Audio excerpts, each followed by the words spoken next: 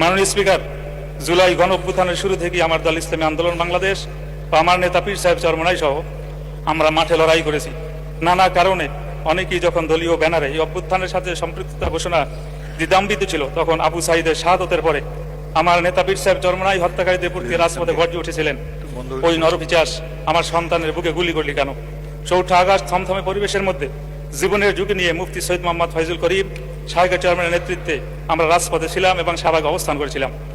মাননীয় speaker, British বিরোধী সংগ্রাম থেকে শুরু করে 52 ভাষা আন্দোলন এবং আমাদের মহান স্বাধীনতা সংগ্রামের সকল শহীদ অংশগ্রহণকারীদের প্রতি আমার দলের পক্ষ থেকে শ্রদ্ধা ও সম্মান জানাচ্ছি।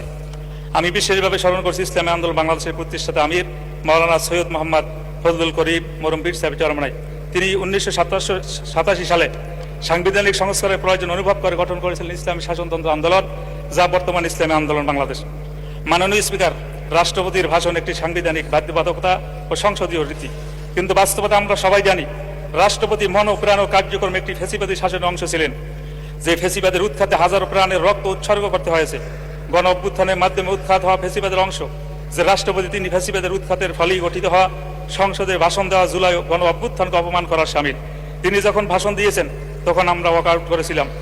আজকে রাষ্ট্রপতির ভাষণের উপর আলোচনার শুরুতে আমি সংসদে তার ভাষণ দেওয়ার বিষয়ে প্রতিবাদ জানাচ্ছি।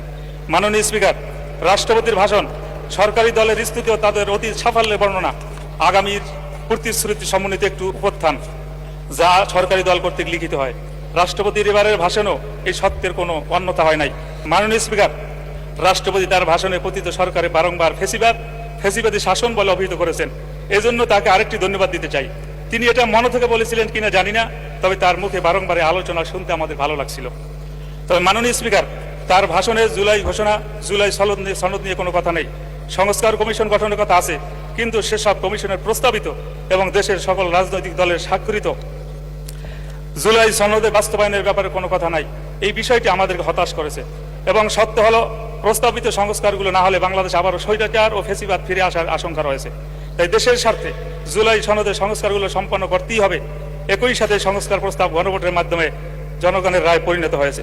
মাননীয় স্পিকার, আমার নির্বাচনী এলাকা বরগুনা 1, বরগুনা সদর, আমতলী এবং তালতলী। আমরা এই বরগুনার যে লক্ষ কোটি মানুষ বসবাস করতেছে, আমাদের বরগুনা উন্নয়নের দিক থেকে এবারে পিছিয়ে।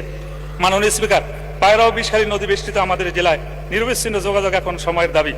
জনভোগান্তি লাগবে, এই রুটে দ্রুত একটি আধুনিক ফেরি সার্ভিস চালু করার জোরাল দাবি জানাচ্ছি। আমতলী, পুরাঘাটা, বড়ইতলবাগ, 62 পয়েন্টে সেতু নির্মাণ করা হলে দক্ষিণ অঞ্চলের মানুষের যাতায়াতের এক যুগান্তর বিপ্লব ঘটবে। শিক্ষা খাতে ব্যাপক ভূমিকা রাখবে, যা রাজস্ব বৃদ্ধিকে সহায়তা হিসেবে কাজ করবে। মাননীয় স্পিকার, তালতলী উপজেলা প্রশাসনিক গতিশীলতা আনতে তালতলীকে দ্রুত পূর্ণাঙ্গ পৌরসভা হিসেবে ঘোষণা করার দাবি জানাচ্ছি। মাননীয় স্পিকার, বরগুনা নদীমাতৃক এলাকা, এখানে বয়ে চলছে ছোট বড় অসংখ্য খাল, নদী, নালা, যার ফলে অত্র এলাকায় যোগাযোগের জন্য রাস্তা, কালভার্ট, ব্রিজ, স্লুইস অতীব গুরুত্বপূর্ণ বিষয়, কিন্তু বিগত বছরগুলোতে এখনো অত্র খাতে লক্ষণীয় কোনো কাজ হয় নাই, যার ফলে আমার অত্র নির্বাচনী এলাকার বিভিন্ন স্থানে প্রায় 300 অতি ঝুঁকিপূর্ণ ব্রিজ, কালভার্ট রয়েছে, যা মরণ ফাঁদে পরিণত হয়েছে, যেটি অত্যন্ত মানবিক ও দুঃখের বিষয়। তাই আমার নির্বাচনী এলাকার রাস্তা, ব্রিজ, কালভার্টগুলো অতি দ্রুততার সাথে পুনর্নির্মাণ একান্ত প্রয়োজন।